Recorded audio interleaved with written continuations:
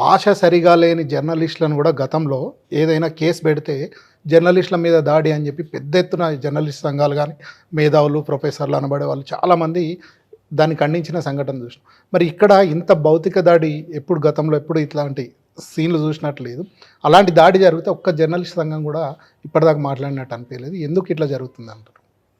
ఇవాళ నేను చెప్తున్నాను, నేను నిజాయితీకి దీనికి సంబంధించి ఈ ప్రశ్నకి నేను నిజాయితీగా మాట్లాడుతున్నాను. ఆ రోజు ఎవరైతే ప్రభుత్వం మీద కానీ కేసీఆర్ గారి మీద, కేటీఆర్ గారి మీద, కవిత గారి మీద, మిగతా ప్రభుత్వం చుట్టూ ఉన్నటువంటి కొంత పెద్దలు వాళ్ళ పట్ల అప్పుడు కాంటెంట్ మీద ఎవరు దృష్టి మాట్లాడలేదు. చేసినటువంటి భాష కానీ, వ్యవహరించినటువంటి పద్ధతి కానీ వ్యక్తిత్వాన్ని చంపేటట్టు కానీ, అందుకే ఆ రోజు కూడా వ్యక్తిత్వాన్ని వాళ్ళని బాడీ షేమింగ్ మాట్లాడి ఇష్టానుసారంగా భాషని ఇష్టానుసారంగా వ్యవహరించింది. ఆ రోజు కూడా ఇదే ఇవాళ ప్రతిపక్షంగా ఉన్నటువంటి ఆనాటి అధికార పక్షం కూడా భౌతికంగా దాడులు చేయటం కానీ నిర్మూలించాలి కానీ అని చెప్పేసి అనుకోలే, ఎక్కడ చేయలే, పని చేయలే. ఏమన్నంటే ఏదైనా కేసు అటువంటిది ఎక్కడన్నా ఉండదు, అటువంటిది జరిగింది తప్ప జరగలేదు. దానికే పెద్ద ఎత్తున మాట్లాడినటువంటి వాళ్ళు. ఆ రోజు నేను కూడా ఖండించిన.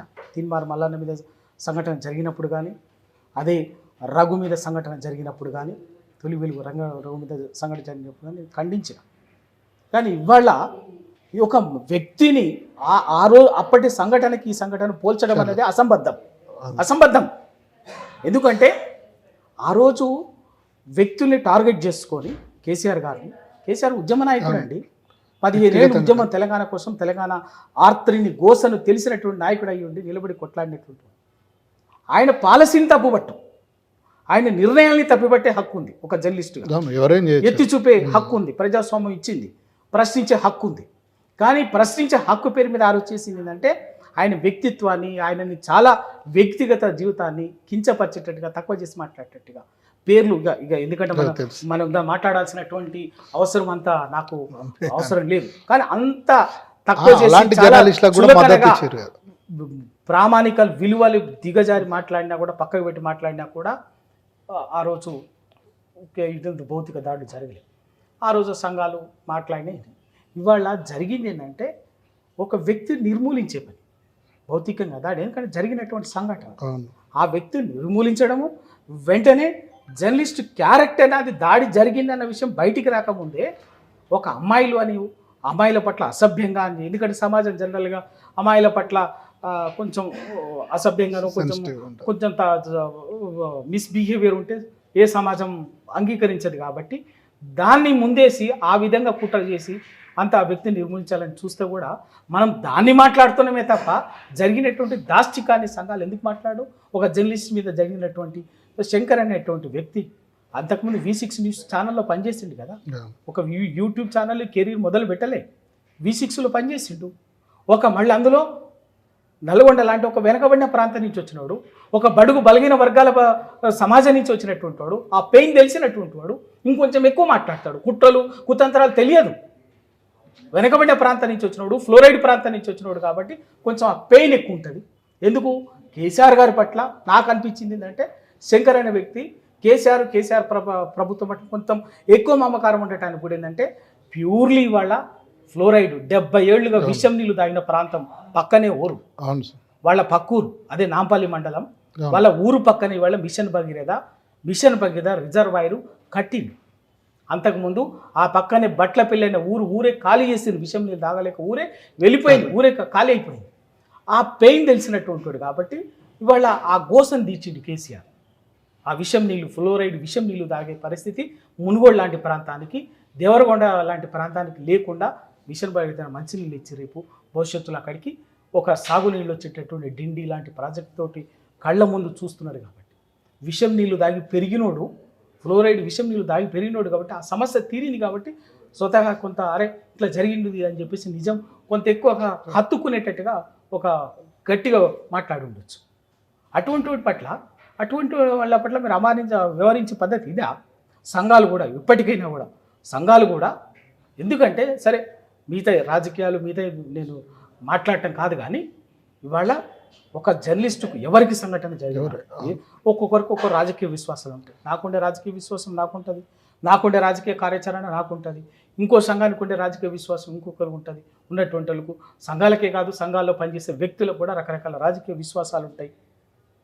అవి రాజకీయ విశ్వాసాలు వేరు, రాజకీయ కార్యాచరణ వేరు.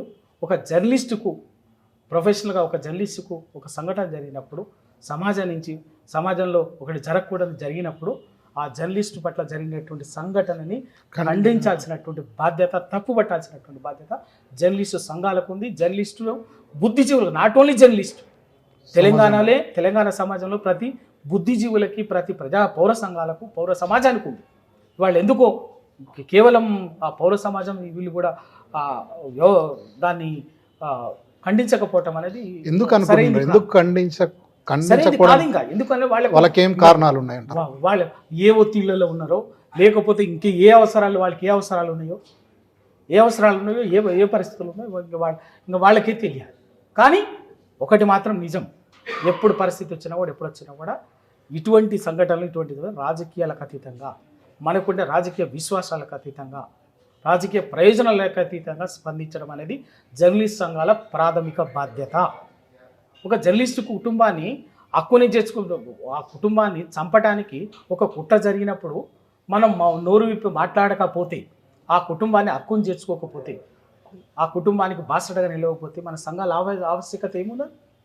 రేపు ఇదే కుటుంబం ఏదైనా జరిగింది అనుకోండి, నీకు ఒకవేళ నిజంగా అదే జర్నలిస్టు పొరపాటు చేస్తే, ఒక జర్నలిస్టు సంఘంగా, జర్నలిస్టుగా ఒక బాధ్యత కలిగినటువంటి సంఘంగా, ఒక పౌర సమాజంగా మనం తర్వాత ప్రశ్నించవచ్చు. అరే నువ్వు ఈ పని చేయొచ్చా, నిజంగా ఒకవేళ వాళ్ళు ఏదంటున్నావు నువ్వు చేస్తే, ఇది నువ్వు చేసింది తప్పు బ్రదర్, ఒక జర్నలిస్ట్గా ఈ పని చేయకూడదు, ఇది కాదు అని చెప్పేసి సంఘటనను మాత్రం ఖండించాలి కదా. ఇవాళ పౌర హక్కుల సంఘాలు తెలంగాణ గడ్డ మీదనే ఉంది ఆ చరిత్ర. తెలంగాణ ఇదే పౌర హక్కుల సంఘాలు ఒక టెర్రరిస్టులకి ఎవరికైనా కూడా ఆపద వచ్చినప్పుడు, లేకపోతే జరిగినప్పుడు కూడా హక్కుల కోసం మాట్లాడినటువంటి గడ్డ తెలంగాణ.